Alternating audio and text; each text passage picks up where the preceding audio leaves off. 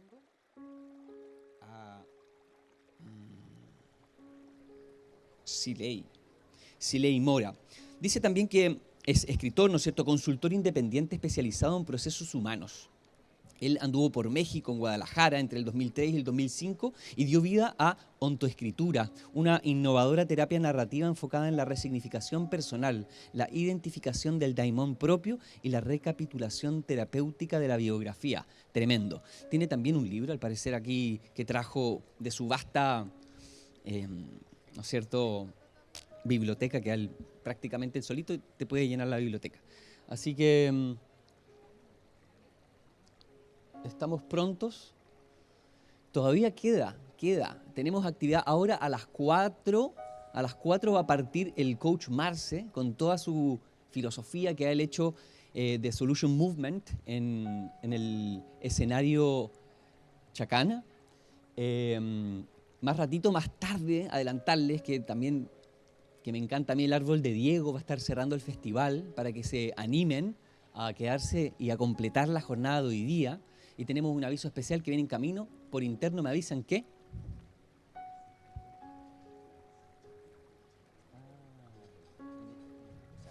Sí, muy entretenido, que lo había invitado también. Están estos audífonos que se llama Eco Silence, que está acá, justo acá atrás. Está el puesto de ellos y pueden escuchar, por ejemplo, paseándose o por allá, las distintas charlas de los distintos escenarios, y también tienen música que pueden escucharla estando en otra parte y tener esa experiencia con los audífonos Eco Silence. Ya está seteado el doctor, entonces, por favor, adelante, tenemos el honor de tenerlo aquí, todo suyo a la audiencia. Muy bien. Hola. Muchas gracias, doctor. Gracias. Muchas gracias a ti. Muy Bienvenido.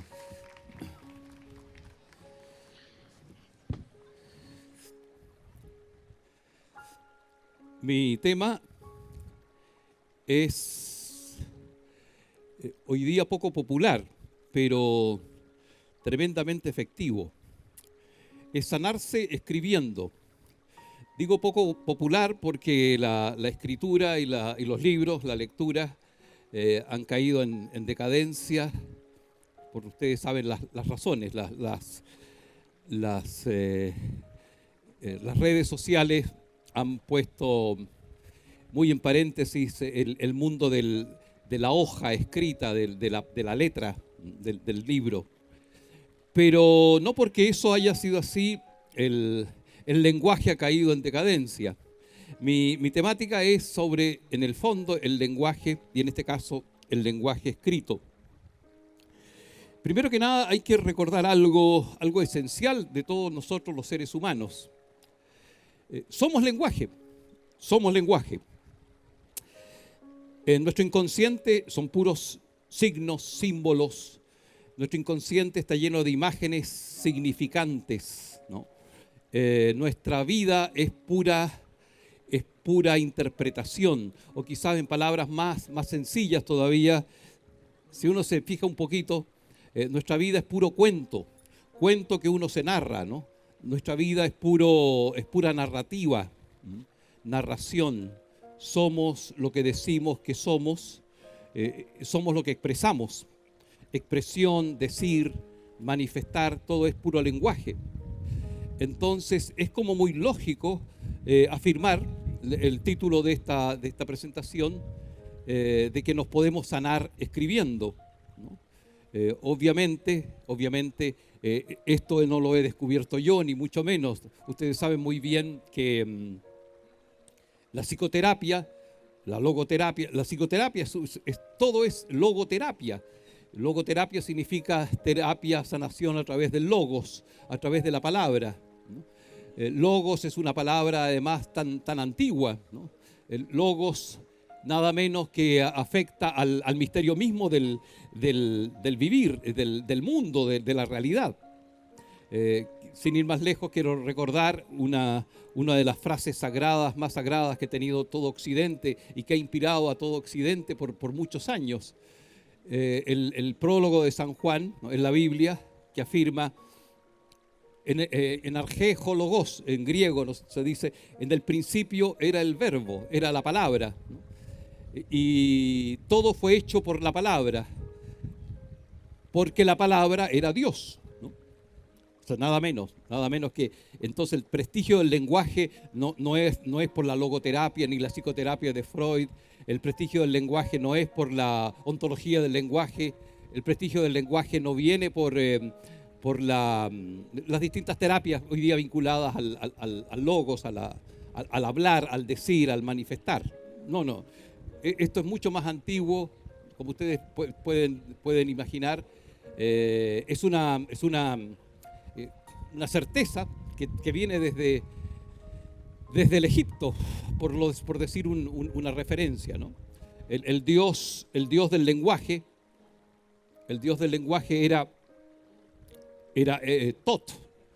Tot significa, Tot el que entregó el lenguaje los jeroglíficos, las letras sagradas al mundo antiguo, nada menos que es como la manifestación o la personificación de algún modo de lo divino, de lo alto divino. Dicho sea de paso, de la palabra Tot, que en griego, en la cultura griega, se conoció a este personaje como Hermes Trismegistos, ¿no? Es el mismo Tot, Hermes y Mercurio después en el mundo romano. Esa palabra Tot, ¿no? Que viene del Egipto faraónico, significa, es el origen de la palabra Dios, nada menos, ¿no? Nada menos. O sea, el inventor del lenguaje es Dios. El inventor del mundo que crea a través del lenguaje, ¿no? es Tot o Dios. Porque Tot en fenicio es Zeut. Y de Zeut pasó a Zeus en griego. Y de Zeus pasó a Deus en el latín. Y de Deus, ya sabemos, pasa a Dios. Bueno, esta es simplemente una pequeña introducción para afirmar y validar en la primera parte de esta conferencia que se llama Sanarse Escribiendo. Sanarse escribiendo. Claro que uno se sana escribiendo, porque una de las virtudes de la escritura, más de alguno de ustedes lo debe tener muy, muy claro, es poner afuera lo que a uno le ronda, le preocupa, se enrolla adentro, ¿no? Cuando uno escribe, pone afuera lo que está dentro, ¿no? Escribir es, en el fondo, fotografiar ideas, pero es mucho más que eso, ¿no? Al fotografiar las ideas o los pensamientos, uno está escaneando el mundo interno. Y al poner afuera la escritura, al poner fuera de uno mismo lo que uno siente, por ejemplo, para el mundo emocional, la escritura es óptima porque lo emocional en sí mismo es enredo, ¿no? Es confusión, lo emocional es túbulo, es pasión, lo emocional son oleadas de energía que uno no sabe muy bien a dónde conducen. Entonces escribir lo que me está pasando, ¿no? Escribir mis emociones, obviamente que me ordena, ¿no? Primero me ayuda a sacar para afuera lo que se llama tradicionalmente la catarsis, sacar afuera lo que adentro me está molestando, inquietando, angustiando, trastornando, ¿no?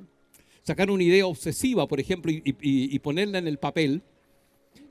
Con eso puedo objetivar lo que me está pasando, ¿no? Yo puedo, al verlo escrito afuera de mí, en una hoja, ¿no? Voy a simular que este libro sea el cuaderno personal de ustedes. Al ver escrito algo fuera de mí, empiezo a adquirir poder de eso que escribo, porque lo he puesto afuera y por lo tanto al ponerlo afuera lo puedo manejar.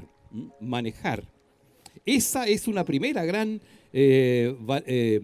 beneficio de la escritura, ¿no?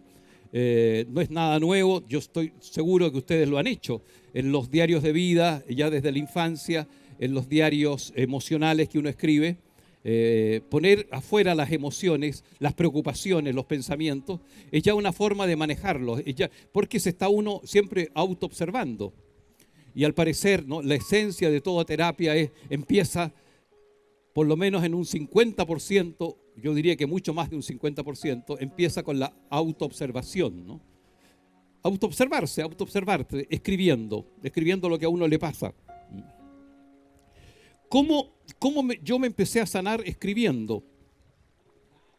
Bueno, he tenido dos grandes eventos en mi vida donde la escritura ha sido para mí el auxiliar perfecto para no desaparecer de este mundo, para no atentar contra mi propia vida. Yo cuando niño tenía un padre muy terriblemente castigador, ¿no? Una infancia muy opresora, ¿no? Tenía una especie de Pinochet punto 3 en casa, ¿no? Era ex militar y tenía, por supuesto, mi padre también muchos rollos con su propio padre. Mi abuelo era campesino y alcohólico, mi padre fue campesino y alcohólico y militar. Imagínense ustedes la mezclita que hay ahí. Entonces, para mí mi infancia fue puro temor y temblor con respecto a mi padre, que yo era el mayor. Entonces me exigía como si fuera una ordenanza de él, me exigía rigor, disciplina, todo lo que él no había hecho como frustración. Yo era la instancia para él descargarse de su frustración.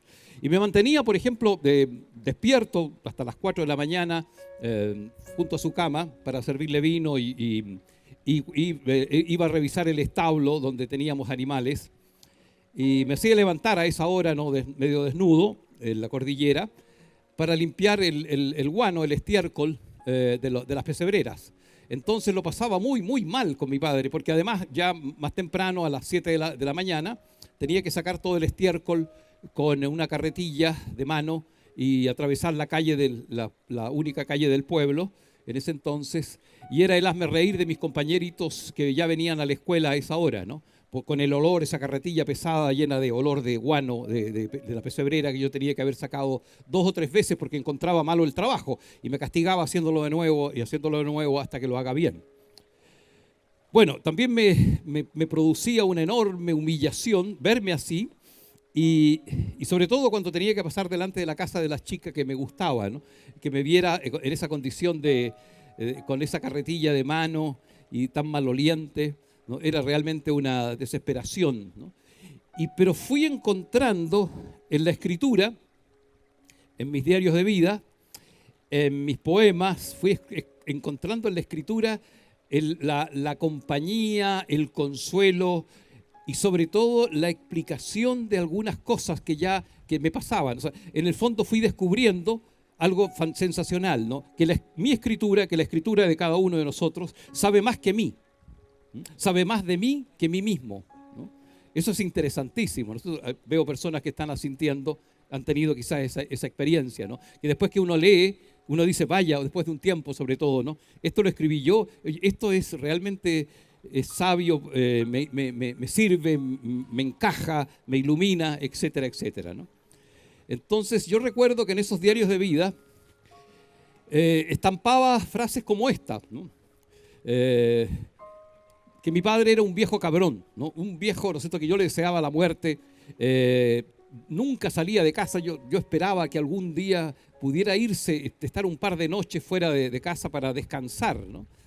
Entonces el cielo no me concedía ese privilegio y tenía que soportar los trabajos duros de la infancia, de esa infancia, ¿no? Y las humillaciones, etcétera, etcétera. Bueno, yo crecí con rollos con mi padre, hasta muy entrada la madurez entre comillas, porque yo creo que uno no madura hasta que no entiende esto fundamental, por qué eligió a tales padres, ¿no? Y como a los 40 años yo fui manteniendo esa idea de que mi padre era un torturador psicológico, un Pinochet al cuadrado, al cubo, etcétera, etcétera, ¿no?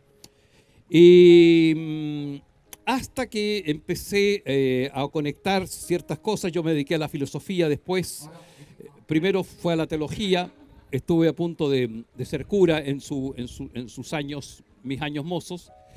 Y bueno, fui descubriendo de a poco que la escritura, el lenguaje, tenía un poder, porque el lenguaje somos nosotros, que somos, ya lo dije al principio, que somos una narración, ¿no? Y que gran parte de nuestros problemas, casi la esencia de nuestros problemas, se debe a la mala interpretación que uno hace de las experiencias, ¿no? Yo diría, es más, casi la esencia de cada problemática humana es al mal al mal texto que uno deja puesto dentro de uno a causa de no comprender lo que está pasando, a causa de nuestras limitaciones mentales. Fui creciendo y bueno, tuve la suerte de visitar Egipto como a los 40 y tantos años, y había empezado a crear el método de la ontoescritura, que es en el fondo de lo que estoy hablando, ¿no? Es un método para sanarse escribiendo, sanarse y crear y recrearse, reinventarse, ¿no? Reinventarse. Pero ojo, reinventarse escribiendo, pero sin mentiras. Eso es lo interesante. La ontoescritura no es que uno se invente un cuento, una narrativa bonita, acaramelada y desconocer, no, si mi infancia no fue tan triste, tan dura, tan grave, no, si el primer amor roto, cuando aquella persona me rompió el corazón, no fue sin intención, bla, bla, bla, bla, bla. No. El escribir no es para acaramelar o endulzar la vida, no, es para verla más de cerca, ¿no? Para verla más de cerca o más de lejos, ¿no? Y poder reinterpretar mejor el texto que uno malamente pudo dejar impreso en la memoria, ¿no? Uno deja, en el fondo, uno no deja bien puesto, no deja bien colocada, estoy así exagerando esta palabra porque tiene que ver con una anécdota que les voy a contar. Uno no deja bien colocada la palabra cuando uno vive la experiencia, es decir, no la deja registrada como conviene. Uno la deja ahí, vive lo que vive y no revisa el texto de la experiencia, ¿no? Queda ahí a la buena de Dios, mejor dicho, a la diabla, mejor dicho, ¿no? A la diabla, porque es el diablo el que dirige la edición de los textos de nuestra memoria. Es el diablo, claro, porque es el desorden, es la entropía, es la pésima edición, ¿no? Es lo que queda ahí estampado. Bueno, tuve una experiencia en Egipto que la había conectado ya con otra que voy a narrar luego en el mundo mapuche. Yo me dediqué después a la etnografía, escribí muchos libros sobre la cosmovisión indígena de los pueblos indígenas de Chile, particularmente del pueblo mapuche. Llego a Egipto y tengo una experiencia la relato muy sencillamente y muy rápida, con el guía de turismo, que era un muy buen guía, muy estudioso de la cultura egipcia. Me tocó la suerte y hablaba español. Y de repente, cuando él explicaba por qué en todos los templos estaba en el frontis o en la parte más central del altar de los templos en Egipto, estaba el escarabajo. El escarabajo que yo también había visto trabajar, ¿no? El escarabajo es un animalito que procesa el estiércol. Ustedes ya podrán estar entendiendo por qué me capturó esa imagen, ¿no? Hace bolitas de estiércol el escarabajo y las va empujando y hace unas cavernas, unas cuevas, el escarabajo saca tierra y las deja en forma de pirámides, de pequeñas pirámides. Entonces los egipcios ya aprendieron del trabajo del escarabajo el secreto de la vida inmortal. Fíjense lo que estoy señalando, ¿no? Eso se me reveló en esa explicación sencilla y técnica que hacía el guía de turismo. El escarabajo se volvía en Egipto el símbolo del iniciado, ¿no? Del que renace desde sí mismo. ¿Por qué? No porque hace pequeñas pirámides cuando hace las cuevitas, sino porque coloca sus huevos en las pelotitas de estiércol que él procesa, ¿no? Y que las empuja muchos metros. El escarabajo, dicho sea de paso, ¿ya? Muchas gracias. El escarabajo, dicho sea de paso, es el animal vivo más fuerte de la Tierra, porque desplaza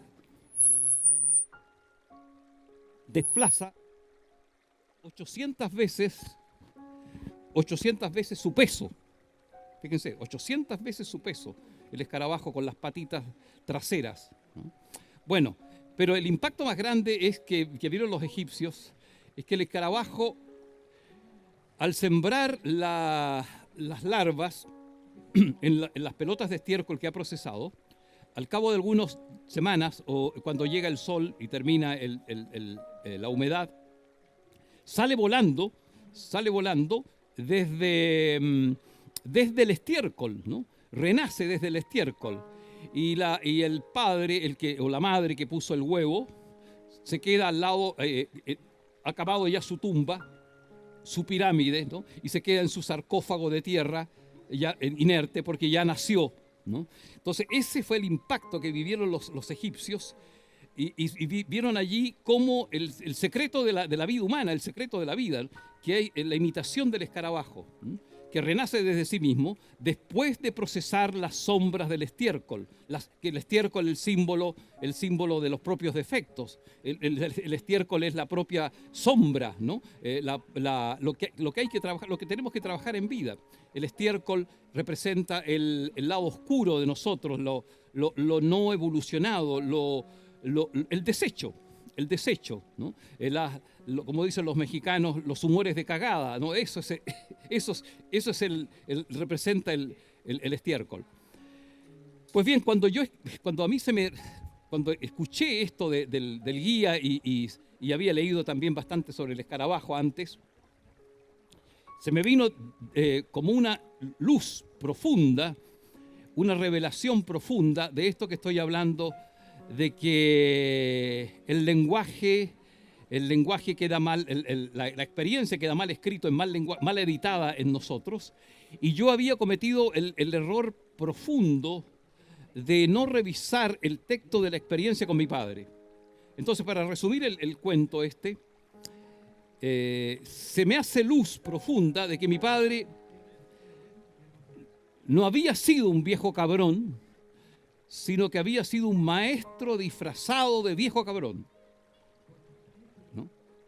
Algo muy distinto, ¿no? Pero muy radicalmente distinto, ¿no? A lo que mi pobre cabeza de niño pensaba que era, ¿no? Y después me lo corrobora mi padre muriendo en su lecho de muerte. Las últimas palabras que pudimos conversar esa tarde antes de que él muriera, yo le pregunté, bueno, papá, ¿por qué usted me trató tan duro, ¿no? Más que mis hermanos? Y él me dijo, porque yo quería enseñarte lo único que sé. ¿Y qué es lo que quería enseñarme? Y me dijo que para aprender a mandar, y tú vas a mandar, así me dijo, primero tienes que obedecer. Y tú venías bastante soberbio a este mundo. Entonces se me reveló allí con mayor razón que era un maestro disfrazado de viejo cabrón, ¿no? Y no un viejo cabrón. Entonces, ¿qué quiero decir con esto? Yo aprendí ahí, esto más la experiencia que les voy a contar luego sobre el mundo mapuche, aprendí que nosotros somos, tenemos un grave problema, los seres humanos, que tenemos ricas experiencias, aunque sean experiencias de sufrimiento, o sea, profundas experiencias, tenemos experiencias tremendas, removedoras, experiencias sublimes, experiencias fantásticas en nuestra vida, pero tenemos la desgracia de tener muy cerca de nosotros un pésimo editor, ¿no? Un mal narrador, ¿no?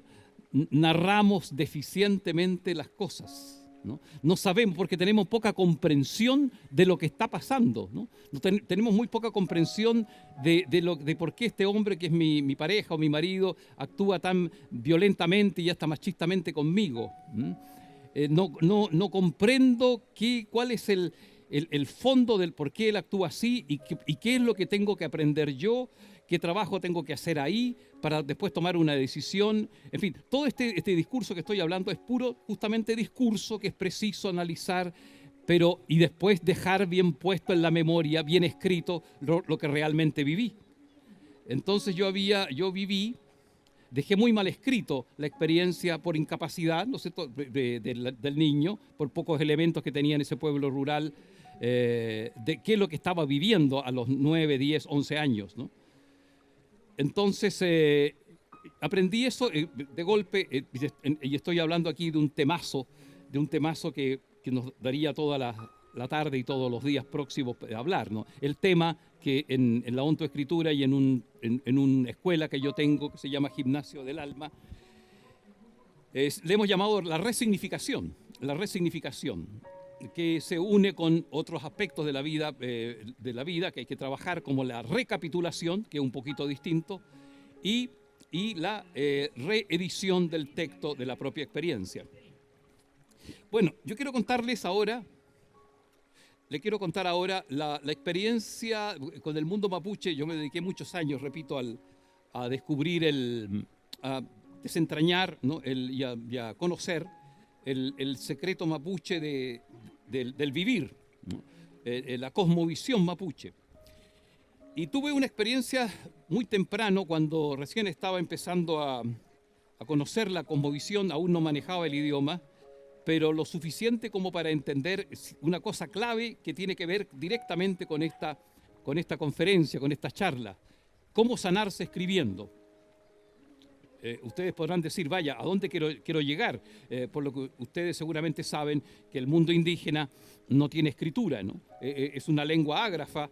Ahora, hoy día, los jóvenes y los intelectuales mapuches han comenzado a escribir la lengua porque inventaron un alfabeto, ¿no? Y no se ponen de acuerdo todavía, muy lógico. ¿Qué tiene que ver sanarse escribiendo con el mundo mapuche? ¿No? Ustedes lo van a descubrir ahora, ¿no? Con esta anécdota. Yo quería saber cómo sanaba la machi, ¿no? Estoy hablando del año 1983, en Temuco, al sur de Temuco, en Quepe. Y quería saber cómo se las arreglaba la machi para sanar. Bueno, estuve unas 3 o 4 veces en su casa, poco me permitía, no entendía mucho porque no entendía el lenguaje, qué pasaba allí. Después, por supuesto, entendí el machitún, ¿no? La ceremonia de sanación mapuche era en el fondo un exorcismo, ¿no? Un tipo de exorcismo, ¿no? Eso es el machitún. Y un día llego a la casa de la machi Panchita, tenía unos 32 años, y ella me dice, muy directa y sinceramente, me dije: no quiero que vengáis más para acá, para mi casa. No te quiero ver más aquí. Entonces yo le dije: machi, usted me está echando, me está corriendo. Sí, te estoy corriendo, me dijo. No quiero verte. ¿Y por qué?, le pregunté yo. Tenía una presencia, era una mujer maciza, amenazadora, ¿no? Y me dijo: porque yo también ya voy a cambiar ropa también. Esta tacún mala, digo, mala ropa, mala tacún, cambiar. Entonces yo entendía ya algo de que estaba usando una metáfora. Dicho sea de paso, ¿no? La metáfora sabe más que nosotros, ¿no? Un dato que no lo digo yo, lo dijo Nietzsche, y que lo practicamos en el gimnasio del alma. Redefinir nuestra vida como metáforas es mucho más rico que narrar un currículum, por ejemplo, narrar nuestra vida al estilo currículum, que no sirve para nada, a no ser que sirva para que nos contraten en un trabajo, pero para nada más. Esa metáfora quería decir que se iba a morir, que el cuerpo estaba ya gastado, como la ropa gastada, la ropa vieja, y que ella se iba a ir, se iba a morir al otro lado del mar, iba a cruzar el alma el mar. Esta ropa ya gastada, vieja, ya me la voy a sacar. O sea, el espíritu, estaba aludiendo también al tema de la metempsicosis de los hindúes del mundo antiguo, o de la reencarnación, de liberarse, de que el espíritu, el pelyu, en el caso mapuche, se pone cuerpos, así como uno se pone ropas, ¿no? Distintas. Así pasa con los cuerpos. Dicho sea de paso, me acordé, la palabra cuerpo en antiguo sánscrito es lü, ¿no? Tibetano, sánscrito tibetano, lü. Y lü significa cuerpo, pero significa literalmente lo que se deja atrás, tal cual como uno deja atrás la ropa usada. Y yo me atrevo entonces, que era bien tímido, a preguntarle la pregunta que quería hacerle siempre a la machi. ¿Por qué se enferma? ¿Por qué nos enfermamos? ¿Por qué se enferman las personas?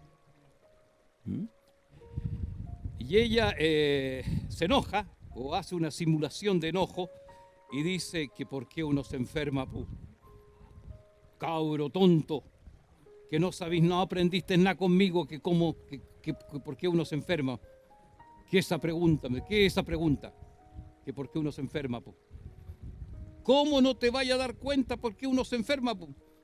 Tan cerrado de mollera que me saliste, me dice, cerrado de entendimiento, ¿no? Si es tan fácil, pues tonto, ¿no lo viste tú?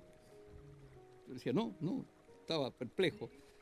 Y no me contesta y después se vuelve, ¿no? Y me contesta, uno enferma por Huesa Dungún, por Huesa Zungún, por eso uno enferma.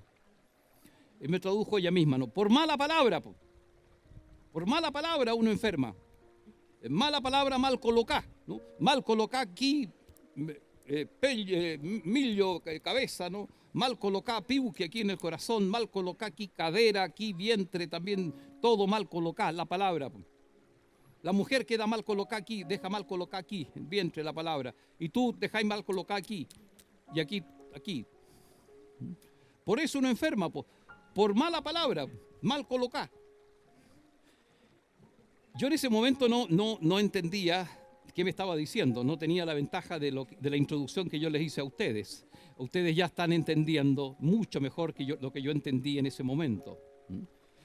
Uno se enferma porque deja una mala edición a la diabla del texto de la experiencia, ¿no? Uno se enferma porque no comprende lo que está viviendo y deja mal colocada en la memoria, en el alma, en el cuerpo, el texto de la vivencia que vive, de la experiencia que tiene. Y le da nombres no adecuados a lo que vive. Viejo cabrón, viejo cabrón. O esta mujer tal por cual, ¿no? Que se fue con otro, ¿no? O este tipo tal por cual que me hizo la vida tremenda, ¿no? O este jefe que me humilló. Deja uno mal colocada, claro, porque no sabe, no ve el contexto de lo que vive, uno vive lo puntual, no ve el futuro, no sabe, ¿no es cierto? Por ejemplo, esta experiencia que yo les estoy contando es concreta. Cuando yo me separé una segunda vez, ¿no? Fue bien traumático porque mi ex mujer se había ido se había metido con un amigo, etcétera, etcétera, y yo, típico con los fierros calientes, el macho herido, el macho alfa que es desplazado por otro macho, la llamaba, ¿no es cierto?, esta puta. Pero pasando el tiempo, cuando me encuentro con el verdadero amor, cuando me encuentro finalmente con la experiencia divina del amor, cambió totalmente la edición, cambié la edición. Pasó a ser ese ángel que me dio una patada en el trasero y que me puso en el camino de mí mismo, ¿no? Ese ángel bendito, así la llamé después y así la llamo ahora, ¿no? Que gracias a lo que hizo, me puso en el camino verdadero y que tengo pura devoción y agradecimiento. Muy otro texto, ¿no? Uno se enferma por eso, porque es tan reducida su capacidad de entendimiento para darse cuenta de qué está viviendo, ¿no? Qué está pasando, que es asombroso, que si uno tuviera, digamos, una mente un poco más amplia, si estuviera más despierto, de ahí que todos los maestros espirituales hablan de lo único que importa en esta vida es el despertar, el tener la mente despierta, como me lo enseñaba mi maestra indígena Seferina Guayquifil, Chepelay Misuam, mantén la mente despierta. Bueno, y la historia sigue con la Machi. Me atrevo, entonces, a pesar de que me regañó, ¿no? y me retó, como decimos aquí en Chile, yo me atrevo y le pregunto, Machi,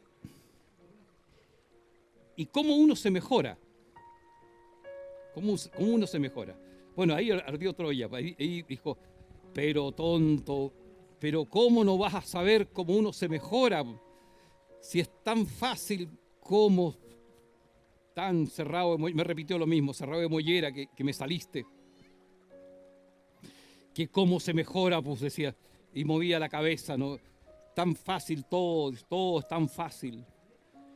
Y guardó silencio también didácticamente, ¿no? Para que yo me procesara.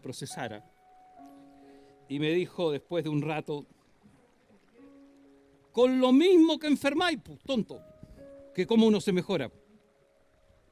Con lo mismo que enfermáis, pues, se mejora uno. A punta de Kimei Sungum, a punta de buena palabra ahora, pues. Tenéis que tomar la mala palabra y repasarla después, pues tenéis que verla y darte buena palabra. Pero tú como sois tan tonto, te vas a decir la misma palabra nomás. La misma palabra y la vas a dejar mal colocada igual. Me advertía, ¿no? Y tenía razón, dicho sea de paso. A punta de buena palabra, pues. Y ahí tenéis que dejarla bien colocada, pues. Bien colocada, pues. Ahora sí, pues. No vas a ser tan tonto que la vas a dejar mal de nuevo. Tonto. Y me retaba, no. Ya, ándate, ya, te enseñé mucho ya. Pero si no te voy a cobrar, me decía, te voy a cobrar. Yo ahí capté, más bien, honestamente, comencé a captar. Después lo comprendí mejor. Cuando uní las experiencias de mi padre ahí con Egipto y con el tema del lenguaje. Que uno se mejora cuando revisa el mal texto de la experiencia, la mala edición, más bien, la ninguna edición de lo que hemos vivido, y revisa a ver, en su memoria qué es lo que yo viví, y cuando resignifica la experiencia, ¿no? Cuando la ve desde más lejos, cuando la aprecia y la vincula con otros hechos de la vida de uno, ¿no? Entonces allí uno recién puede editar un buen texto de la experiencia, ¿no? Colocar una buena palabra, ¿no? Decirse una buena palabra. Es decir, cuando uno es capaz de reinterpretar un poquito más lúcido lo que vive. Un poquito más lúcido lo que vive. Bueno, advertido de esto, en verdad, yo tuve una prueba de fuego no hace mucho, hace unos meses atrás. Muere mi esposa, muere mi amor, y ahí me llega la prueba de fuego. ¿Cómo interpreto ese hecho? ¿Qué texto le doy? Eso insólito, ¿no? Habíamos vivido 12 años de verdadero amor profundo, generoso, un amor trascendente, después que me había costado tanto. ¿Cómo interpreto ese texto de esa experiencia? Entonces la prudencia me dijo, en primer lugar, observarme, observar el corazón, no apresurarme en juicios del por qué, ¿no? Sino que más bien preguntarme de inmediato el para qué, más que el por qué. Detener el juicio es otra de las grandes sabidurías que yo he descubierto y comprendido. No lo digo yo, lo decía ya un filósofo alemán, ¿no? Husserl hablaba de la epogé, que es una metodología para vivir la experiencia, que es poner en paréntesis todo juicio, no emitir ninguna opinión cuando ocurren las cosas, sino esperarse un tiempo y que sola venga el texto de la experiencia. Bueno, y fue la ocasión para poner en práctica a fondo lo que yo enseño, ¿no? A sanarse escribiendo. ¿Cómo sanarme en un duelo de la muerte de una persona amada? Y muy amada, ¿no? Empecé a escribir, obviamente la misma medicina que yo entrego, y el resultado es que retirándome del momento aquel de la posta central cuando observo que ha muerto, retirándome de ese momento, vi que lo que ahí estaba ocurriendo, obviamente por un proceso, la escritura me lo entrega, la escritura me lo revela, que era un premio inconcebible, que en un momento dado se te retire lo mejor de tu vida para darme otra cosa más alta, más grande, más importante, que está en proceso, por supuesto, pero que yo ya empiezo ahora a vislumbrar. Nada menos que, y algo así se va a llamar quizás el libro que voy a publicar sobre ella, sobre Birgit se llamaba, nada menos que la comprensión del amor, ¿no? De la muerte y de la vida. Esas tres heridas, como dice Miguel Hernández, el poeta español, ¿no? Ella hizo una tesis sobre la poesía de Miguel Hernández. Llegamos con tres heridas, la de la muerte, la del amor, la de la vida. Entonces, la escritura para mí me fue revelando eso, ¿no? el vínculo, por ejemplo, entre la muerte, el amor y la vida. El vínculo profundo, profundo. Entre otras cosas, la palabra amor, comprender, aunque yo lo sabía etimológicamente, ¿no? Amor significa literalmente lo sin muerte. A es la alfa privativa del griego y mors es muerte. Lo sin muerte. Entonces, ¿qué quiero señalar? Sanarse escribiendo porque nosotros tenemos deficiencia de un narrador. Nunca hemos capacitado a nuestro narrador que narra nuestra vida. No sabemos narrar nuestra vida. Miren, una experiencia también sacado de tantos talleres que di, inventé yo la autoescritura en México el año 2003 y 2004. Cuando estaba en México, casi siempre en mis talleres, en Ciudad de México sobre todo, en mis talleres que eran de unas 25 personas, la mayoría mujeres, yo escogía adrede de las asistentes a la señora, a la mujer, que aparentemente se mostraba como la más común de los asistentes, ¿no? La que aparentemente tenía una vida más normal o normalizada, como queramos llamarle, ¿no? Casi siempre era una mujer bajita, morena, y casi siempre se llamaba Guadalupe, ¿no? Lupita.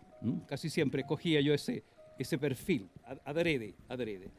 Y le planteaba un reto, un desafío a ella. Le decía, mira Lupita, ¿tú crees que al término de este taller, que iba a durar 3 días, tú me trajeras aquí al taller un carpetón, un dossier gordo con todos los datos de tu vida, con fotografías, con testimonios de tus hijos, con esas tarjetitas que tus hijos te mandaban cuando aprendieron a escribir, como una de mis hijas le mandó a su mamá, ¿no?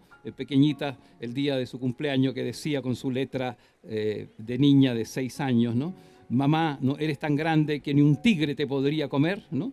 Ese tipo de tarjetitas, si tú trajeras, o que trajeras en esta carpeta todos testimonios de tus vecinas cuando niña, de tus amiguitas de juego, que trajeras, a ver, unos informes de tus parejas que has tenido, que trajeras aquí en ese carpetón fotografías, videos, todo cuanto tú pudieras reunir de tu vida, de tu biografía, y tú lo trajeras aquí a este taller. ¿Qué crees, Lupita?, le decía yo. ¿Podrías hacerlo? Sí, profesor, sí, claro, si me dedicara, no hay tiempo. Pero antes le había dicho, antes de plantearle el desafío, algo muy importante que me falta. Primero le hacía la pregunta, Lupita, ¿qué piensas tú? ¿Tu vida tiene más o menos glamour que la de Julia Roberts, por ejemplo, o estas feas de Hollywood como Nicole Kidman y esas otras feas actrices tan feas de Hollywood? A ver, ¿tu vida tiene más glamour o menos glamour que ellas? Que la Salma Hayek, por ejemplo, que era mexicana. Esas feas. Y ella decía, profesor, no, se reía, por supuesto, profesor, mi vida tiene mucho menos glamour que las estrellas de Hollywood. Yo le decía, ¿por qué? ¿Por qué? Porque yo soy una mujer de mi casa, soy una mujer común, le preparo el lonche a mis hijos para el colegio, le tengo la cena preparada a mi marido cuando vuelve del periférico en la tarde, el sábado los llevo a que jueguen el deporte, están inscritos en tal parte, en tal cosa. Soy una mujer de casa, ¿no? Mi vida no tiene el glamour de esas feas que usted llama, ¿no? Y se reía por el tema de feas, ¿no? Entonces, y ahí venía yo, le plantaba el desafío, el reto. Mira, Lupita, ¿crees tú que si tú me traes en 2 días más un carpetón así de datos biográficos tuyos, ya lo dije, ¿no? que incluir ahí, todo lo que tú pudieras incluir de tu vida, testimonio de tus vecinas, de tus profesores, informes, bla, bla, bla, bla, cualquier testimonio biográfico, ¿tú crees que si yo le entrego ese carpetón a un narrador genial como Gabriel García Márquez, o si le entregara ese carpetón a un cineasta fabuloso como Ingmar Bergman, ¿no es cierto?, o Herzog, ¿no?, el alemán que admiro tanto, ¿tú crees que con esos datos de tu vida, él no haría un clásico de todos los tiempos? ¿Tú crees que Ingmar Bergman no haría una película mejor que Sonata Otoñal o qué sé yo, de las grandes creaciones? Sí, creo, me decía, sí creo. ¿Y por qué crees? Porque García Márquez decía, es un genio para narrar. Entonces, yo hacía ese desafío y para explicar lo siguiente que ahora quiero decir, que ustedes ya imaginan. Nuestro problema no es lo que vivimos, ¿no? Nuestro problema central no es el tipo de vida que yo estoy viviendo o teniendo, ¿no? Mi problema no es lo que estoy pasando. Mi problema es qué estoy haciendo con eso que estoy viviendo y pasando. ¿Cómo estoy narrando mi vida? El problema que tenemos entonces es una interesante vida, voy a colocar el término interesante solamente, pero con un pésimo narrador, con una pésima narradora. Entonces ahí la conclusión es preciso despedir al narrador, despedir a la narradora, porque ahí está el tema. No sabemos interpretar lo que estamos viviendo. Somos corto de luces. Nos enseñaron en el colegio a solo contar en modo indicativo, por ejemplo, estoy traduciendo un poco, ¿no? Y no en modo subjuntivo, no en pretérito imperfecto del modo subjuntivo. Eso lo enseñamos en el gimnasio del alma, ¿no? A cómo narrarnos mejor nuestra vida para que sea más justa con el yo eterno de nosotros, con el yo superior de nosotros. Porque nos narramos la vida de un modo muy rastrero, ¿no? Muy por debajo de las alfombras, ¿no? Y le hacemos un pésimo favor al yo superior, ¿no? A la chispa divina que llevamos dentro, ¿no? Nos narramos pésimamente la vida porque nadie nos enseñó a narrar de otro modo. Por ejemplo, yo doy talleres también en los colegios, en las escuelas municipales cuando puedo, y les enseño a los niños a llevar un diario de vida emocional, que es fundamental para que el autoconocimiento, pero asisten 10 o 15 niños y porque tienen otras prioridades los profesores y no se dan cuenta algunos la importancia que es capacitar al narrador de nuestra vida, a editar la experiencia. Eso es lo que hacemos en el gimnasio del alma, ¿no? Editar la experiencia, enseñarle a dar un texto, una comprensión a lo que uno está viviendo, abrirla, iluminar la experiencia que uno vive, experiencia emocional, experiencia familiar de cualquier tipo, ¿no? Cualquier tipo de experiencia.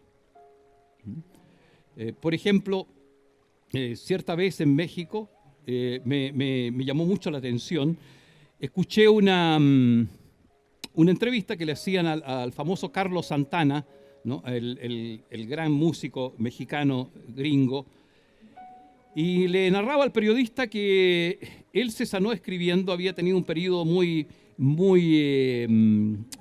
seco de creatividad, porque no había entendido, había algo que había habido en su biografía que él no lo había sacado suficientemente, aunque lo había conversado con algún psicólogo, había hecho psicoterapia, pero no había resultado. Y la prueba era que se había quedado en un momento seco, sin inspiración en su vida. Y le contaba al periodista, mira, que fue un gringo que me enseñó a tocar el órgano, pero me empezó a tocar mis órganos, ¿no? Contó que había sido abusado cuando tenía unos 15 años, ¿no? por ese gringo. Lo contaba él así, ¿no? Y alguien me dijo, o yo intuí, dijo que si escribía esto, me iba a hacer bien. Y empecé a escribir esta historia de mi abuso. Y en primer lugar, lo que fue desapareciendo después de las páginas, dijo la palabra abuso. No, apareció otra palabra, no recuerdo exactamente en este momento, pero narró así, me quedó muy clarito el proceso, el método y la conclusión a la cual llegó Carlos Santana en esa entrevista. Dijo: el tremendo regalo que me dio la escritura de mi cuaderno personal fue que alguien puede tocar tu cuerpo, puede manosear tu cuerpo, pero no puede manosear tu ser, tu alma, y eso no me lo manosea nadie, a no ser que yo lo permita, porque la Escritura me mostró que mi ser es mucho más superior a mis experiencias, ¿no? Yo anoté de inmediato la conclusión, ¿no? Y esto es un poco ya para ir terminando esta conferencia, de los beneficios enormes que tiene sanarse escribiendo. Ya lo dije al inicio, porque somos lenguaje, nuestro inconsciente es puro lenguaje, pero no nos han capacitado para iluminar la experiencia y editarla mejor, ponerla en un texto más decente. En el fondo es eso, ¿no? Contarnos una biografía decente. A lo que invitamos en el Gimnasio del Alma es a una experiencia que podemos decirla muy clara y muy sencilla. La invitamos a contarse, a que ustedes se cuenten, y a eso los invito también, a que ustedes se cuenten una biografía no autorizada de sí mismos. Ese es el desafío que quiero dejarles, ¿no? Empezar a contarse una biografía no autorizada de sí mismos. Porque hemos narrado siempre de la misma manera. Cuando uno le pregunta a alguien, ¿y quién eres tú? Cuéntame un poco tu vida. Uno empieza a narrar de la misma manera. Mira, yo nací de tal padre, me fui a la escuela a los 5 años, me cambiaron de colegio, después mi primer amor fue tal, el primer beso, el primer hijo tal vez, me partió el corazón tal persona, me divorcié tal año, me fui del país tal. Eso es aburridísimo, ¿no? Para uno mismo, para uno mismo. Eso es puro bostezo, ¿no? Porque no estamos tocando el misterio de nuestro ser. No estamos haciendo ningún esfuerzo para iluminar el misterio, ¿no? Por ejemplo, contarse la vida desde la perspectiva de cuál será mi misión, mi propósito, mi daimon. ¿Cuál es el daimon que me cohabita? Que está dentro de mí, que mi alma eligió en el otro mundo como un compañero invisible, ¿no? Porque el daimon tiene que ser invisible para ser realizado. Contarse la historia, la vida desde la perspectiva del daimon, ¿no? Eso es apasionante, porque de paso, al contarte la vida de esa perspectiva, descubres tu misión, descubres tu daimon, descubres tu genio, tu ángel. Y ahí hay que repasar apariciones discretas del daimon. Cuando el ángel se fue manifestando, el ángel, daimon significa en griego demonio, estrictamente hablando, ¿no? Pero no en el sentido satánico de la palabra cristiana. Demonio como símbolo de genio. Entonces el daimon es descubrirlo, ¿no? Es sentirse realizado su alma, sentir realizado el alma, porque el alma se realiza cuando concreta la misión, dicho sea de paso, de las muchas otras perspectivas. Uno puede contarse la vida en verdad de muchas maneras. Uno puede contarse su vida desde muchas perspectivas. Es increíblemente cómo va reduciendo el misterio personal o la maravilla personal. Hace poco venía conversando de que, por ejemplo, en el caso de una mujer, ¿no? En una mujer habitan tantas perspectivas, tantas riquezas, ¿no? Habita la niña, por supuesto, habita la diosa, habita la madre, habitan todos los arquetipos, habitan la maga, habitan la hechicera, como Circe, habita Penélope, habita Circe, habita Calipso, ¿no? Podemos nombrar todas las figuras míticas de la humanidad, ¿no?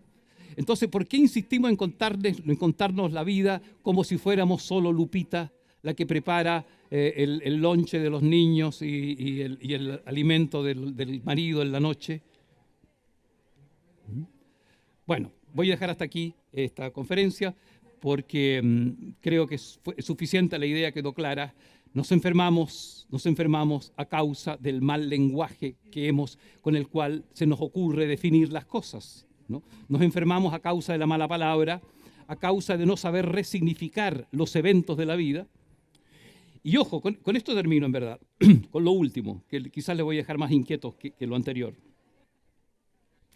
Pero es un dogma de la Iglesia Católica, ¿no? De las cosas que yo comprendí en el mundo de la Iglesia. Discutí mucho, y por eso me fui del seminario y no fui cura, ¿no? Pero hay una verdad del dogma católico impresionante, que yo se los dejo ahí para que lo puedan después profundizar, ¿no?